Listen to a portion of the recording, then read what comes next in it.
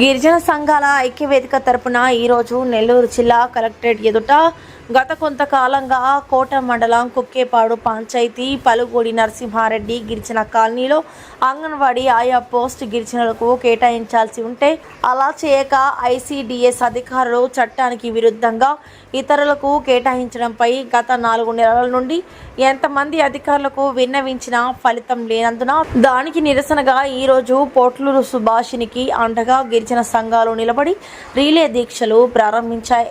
ఈ సందర్భంగా పలువురు గిరిజన నాయకులు మాట్లాడుతూ ఇది చాలా అన్యాయమని, రూల్ ఆఫ్ రిజర్వేషన్ పంచాయతీరాజ్ చట్టంలకు లోబడి ఉద్యోగాలు కేటాయించాల్సి ఉంటే అలా చేయకుండా ఐసిడిఎస్ అధికారులు కూటమి నాయకుల మాటలకు తలొగ్గి గిరిజనులకు అన్యాయం చేయడం చాలా దారుణమన్నారు.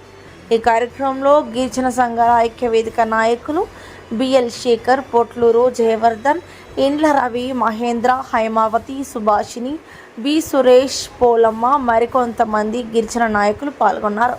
పేరు బత్తిన లక్ష్మణ్ శేఖరు, ఆంధ్రప్రదేశ్ గిరిజన సంక్షేమ సంఘం రాష్ట్ర కన్వీనర్గా పనిచేస్తున్నాను.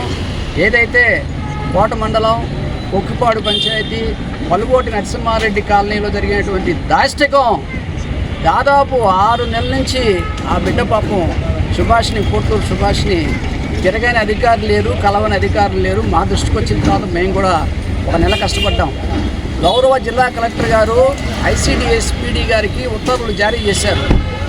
లాస్ట్ ఎన్నిక మీరు ఎలా చేశారు, ఏ ప్రాతిపదికన చేశారు, దాన్ని నిగ్గు తేల్చుకొని ఇస్తే, అలాగనే నేషనల్ ఎస్టీ కమిషన్ వారు కూడా ఒక లెటర్ ఇష్యూ చేశారు ఐసిడిఎస్ పీడీ గారికి, దాన్ని నిగ్గు తేల్చమని. ఏమని, ఏదైతే పలుగోడు నరసింహారెడ్డి కాలనీలో 132 కుటుంబాలు గిరిజనులు ఉంటే కేవలం 4-5 కుటుంబాలు ఉన్నటువంటి ఇతరులకు మీరు ఎలా ఐసిడిఎస్ అంగన్వాడీ పోస్టులు కేటాయించారో నిగ్గు తేల్చుకుని చూపిస్తే దున్నపోతుపై వర్షం కురిసినట్టుగా ఈ ప్రభుత్వం వ్యవహరిస్తుంది. ఏమి ఎవరికి తెలియదా? నేషనల్ ఎస్టీ కమిషన్ అయితే కూడా మీకు భయం లేదా? జిల్లా కలెక్టర్ అంటే కూడా మీకు భయం లేదా? ఎన్నిసార్లు ఆ బిడ్డను తిప్పుతారు? ఎన్నిసార్లు ఆ బిడ్డ తిరగాల? ఎన్నిసార్లు తిరగాలి? ఓ పక్క రూల్ ఆఫ్ రిజర్వేషన్ చెప్తా ఉంది, ఎక్కడైతే మేజర్ పాపులేషన్ ఉందో వాళ్ళు ఎస్సీస్ కావచ్చు, ఎస్టీస్ కావచ్చు, బీసీస్ కావచ్చు, వాళ్ళకి కేటాయించాలి ఉద్యోగం. ఒక పక్క పంచాయతీరాజ్ యాక్ట్ చెప్తా ఉంది, ఆ పంచాయతీ పరిధిలో ఎవరు మేజర్ పాపులేషన్ ఉంటారో what ever it may be ఎస్సీస్ are, OCs are, BCs are, ఎస్సీస్, మరి అవన్నీ దొంగలో దొక్కి చేస్తూ ఉంటే ఒక ఎమ్మెల్యే, కూటమి ఎమ్మెల్యే ప్రభావంతో వాళ్ళ సామాజిక వర్గానికి న్యాయం చేసుకోవాలనే ఉద్దేశంతో మా బిడ్డలకు అన్యాయం చేస్తారా? ఇప్పుడిప్పుడే మా అనాథులు గిరిజనులు చదువు బాట పెట్టారు. మాకుండేటువంటి 6% రిజర్వేషన్లో కూడా 1-6 ఉద్యోగాలను అటెంప్ట్ చేస్తాం. ఆ ఉద్యోగాల పట్ల కూడా ఈ కూటమి ప్రభుత్వం నిర్లక్ష్య వైఖరి చూస్తుంటే ఈ ప్రభుత్వానికి భూగోళం దాపురిచ్చింది. చూస్తున్నాం, ఈ మధ్యకాలంలో రాష్ట్ర వ్యాప్తంగా జరిగేటువంటి అన్ని ఇష్యూలు చూస్తున్నాం. ఇదిగో పెన్నా డ్యామ్ కూటమి అధికారులు వచ్చినప్పటి నుంచి తిరుగుతున్న పెన్నా డ్యామ్ని గిరిజన మత్స్యకారం సొసైటీ చేయమని. ఇదిగో వరికుంటపాడు ఇష్యూ, వాళ్ళని తన్ని చంపుతుంటే పోలీసులు అక్కడ వాళ్ళకి రక్షణ లేదు.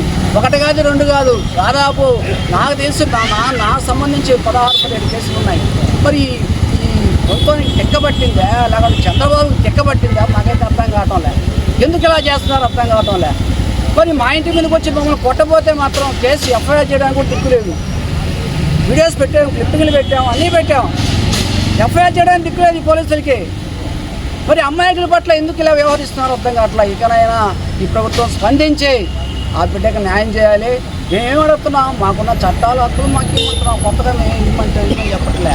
మాకున్న డాక్టర్ బిఆర్ అంబేద్కర్ గారు మాకు కేటాయించడానికి రాజ్యాంగబద్ధంగా ఇచ్చిన హక్కుల్ని మాకు ఇవ్వమని చెప్తున్నాం. కాబట్టి ఎక్కడైనా ఎవరో డాక్టర్ గారు స్పందించి ఆ అమ్మాయికి, మేము అడుగుతున్నాం, అమ్మాయికే కాదు మా రిజర్వేషన్ పోస్ట్ ఇస్తే ఎవరికైనా కేటాయించండి అని అడుగుతున్నాం. లేని పక్షంలో ఈ ఉద్యమాన్ని గిరిజన సంఘాల ఐక్యవేదిక తరఫున ఉధృతం చేస్తామని చెప్పేసి ప్రభుత్వాన్ని హెచ్చరిస్తున్నాం.